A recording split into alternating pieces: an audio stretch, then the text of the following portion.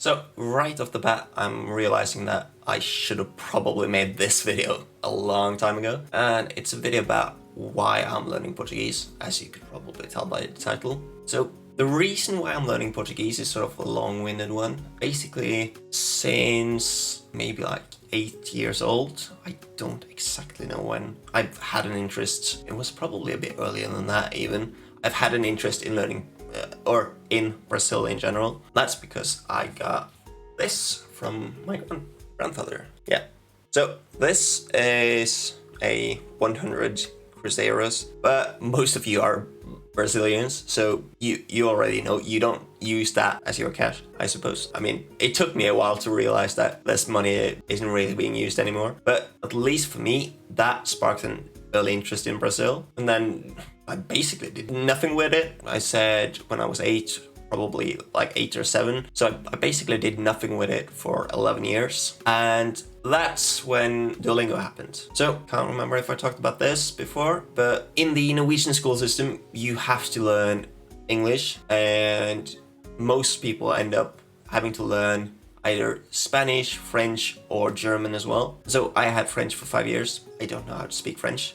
Not at all. And I have no interest in learning French at the moment. No offense to French, I just have no interest in it. But when Duolingo got really popular, I had already lost all motivation to learn French. So that was out of the picture. And I sort of saw it as boring, just doing what a lot of other people were doing, looking at the other two languages. So that would mean that I would learn Spanish or German. And I really wanted to try out Duolingo because that's what everyone else was doing. Right now I'm realizing that, probably for the first time, how weird that is. I wanted to use Duolingo because everyone was using it, but I didn't want to learn one of the other two languages because everyone else was doing it. That sounds very hypocritical. But that led to me looking for other languages, and I saw Portuguese and the Brazilian flag, and I sort of remembered, oh, yeah, I found Brazil really interesting. So I started using Duolingo for Portuguese, and I lasted for about a month, and then I lost interest. Because Duolingo, while it does teach you the basics and you can learn quite a bit actually with Duolingo, it does get very tedious. So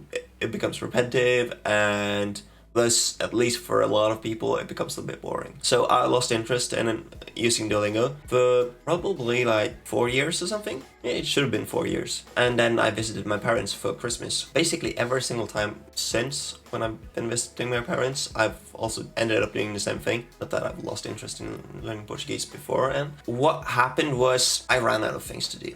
Because that's what I do when I visit my parents. I just can't seem to find anything to spend my time on. So what I heard from my brother was that he had started learning German again with Duolingo. And I mean, to me that just sounded like, yeah, maybe that's a good idea. Maybe I could take up Portuguese again. Maybe that would finally give me something to work on or to do when I'm visiting my parents for Christmas. So as the idiot that I am, I started using Duolingo again, which I already knew that I would grow tired of doing, but I started using Duolingo again, and I started studying Portuguese again.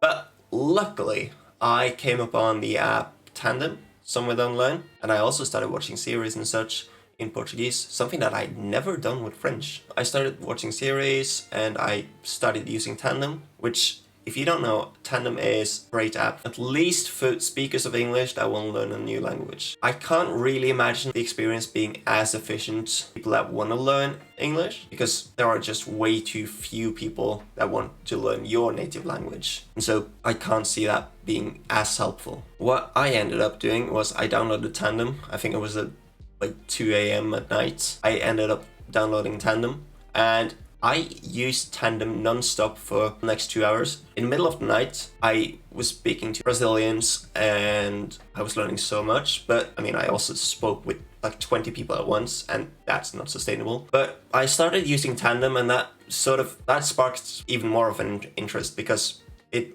showed me that, okay, I can actually use this language for something. I'm actually able to communicate. And then I wanted to see how good I could get. So at this point, I see it more of a challenge, just seeing what level I'm able to reach. I do have an end goal, but for me that end goal is a bit different. And I've spoken about it before, I at least think so. My end goal of studying is I want to reach a point where people either think that I'm native or I have a proficiency level that's actually higher than some natives in Brazilian Portuguese. Now, most people that hear that think it's ridiculous, but there are so many videos, either TED Talks or of other people that have learned languages and they've learned it to such a proficiency that people actually think that they're natives. I've even had that experience a couple of times with English, where people think that I'm somehow a native speaker of English, which I'm not. I'm Norwegian, and we do have our own language, for those of you who weren't aware. I want to see if I can reach that point with Portuguese, and I don't really care if I reach it. I mean, that is sort of the end goal, but I don't really care if I reach it because I'm having fun studying Portuguese, and I am in no rush to reach that level. I don't really have anything